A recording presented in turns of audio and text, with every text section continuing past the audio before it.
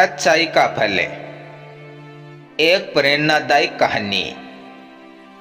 एक बार एक छोटे से गांव में रामू नाम का एक गरीब किसान रहता था। वह बेहद ईमानदार और परिश्रमी था। रामू के पास एक छोटा सा खेत था जिसमें वह रोज मेहनत करता और अपनी जरूरतों को पूरा करता। एक दिन जब वह अपने खेत में काम कर रहा था, तभी उसे झाड़ियों के पास एक घायल पक्षी दिखाई दिया। पक्षी उड़ने में असमर्थ था और दर्द से करा रहा था। रामू ने तुरंत अपने काम को छोड़ दिया और पक्षी को उठाकर अपने घर ले आया।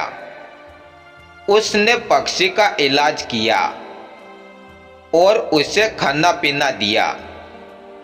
धीरे धीरे पक्षी ठीक होने लगा और कुछ दिनों बाद पक्षी पूरी तरह से स्वस्थ हो गया। रामू ने पक्षी को आजाद करने का फैसला किया और रामू ने उसे फिर से खुले आसमान में छोड़ दिया। उड़ते हुए पक्षी ने रामू की ओर देखा, जैसे उसे धन्यवाद दे रहा हो, और धीरे धीरे पक्षी उड़कर चला गया। ऐसे ही धीरे धीरे समय बीता। कुछ महीनों बाद रामू के खेत में सूखा पड़ गया। फसलें सूखने लगी और रामू परेशान हो गया कि अब वह अपने परिवार का पेट कैसे भरेगा। एक सुबह जब रामू खेत में निराश होकर बैठा था, तभी वही पक्षी अचानक आसमान से आया और रामू के पास एक चमकती हुई सुनहरी अंगूठी गिरा दी। रामू ने तुरंत वह अंगूठी उठाई और बाजार में जाकर उसे बेचा। उस अंगूठी से मिले धन से उसने अपना खेत ठीक किया और अपनी जिंदगी को नए सिरे से शुरू किया।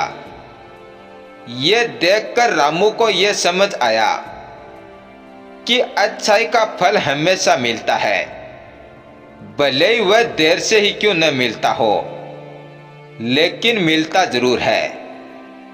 इस कहानी से हमें यह सीख मिलती है कि दूसरों की मदद करना और नेक काम करना कभी व्यर्थ नहीं जाता। अच्छाई का फल हमें किसी न किसी रूप में कभी न कभी अवश्य मिलता है।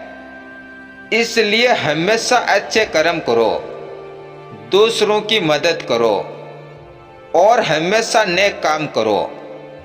फिर देखना, जब आपको मदद की जरूरत पड़ेगी तब आपको मदद जरूर मिलेगी।